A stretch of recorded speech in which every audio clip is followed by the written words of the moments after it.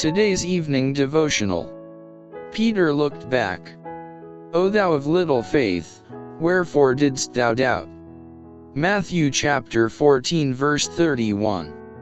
Looking unto Jesus, Peter walks securely, but as in self-satisfaction he glances back toward his companions in the boat.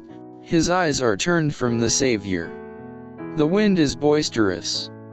The waves roll high. For a moment Christ is hidden from his view, and his faith gives way.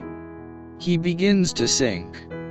But while the billows talk with death, Peter lifts his eyes from the angry waters, and fixing them upon Jesus, cries, "Lord, save me."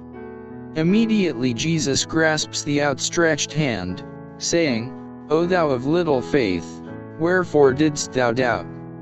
Walking side by side, Peter's hand in that of his master, they stepped into the boat together. But Peter was now subdued and silent. He had no reason to boast over his fellows, for through unbelief and self-exaltation he had very nearly lost his life. When he turned his eyes from Jesus, his footing was lost and he sank amid the waves. When trouble comes upon us, how often we are like Peter. We look upon the waves, instead of keeping our eyes fixed upon the Saviour. Our footsteps slide, and the proud waters go over our souls. Jesus did not bid Peter come to him that he should perish. He does not call us to follow him, and then forsake us. In this incident on the sea he desired to reveal to Peter his own weakness to show that his safety was in constant dependence upon divine power.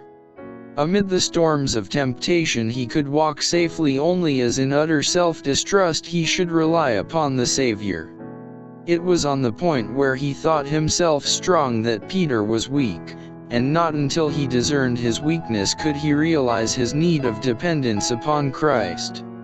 Had he learned the lesson that Jesus sought to teach him in that experience on the sea, he would not have failed when the great test came upon him. Day by day God instructs his children. By the circumstances of the daily life he is preparing them to act their part upon that wider stage to which his providence has appointed them.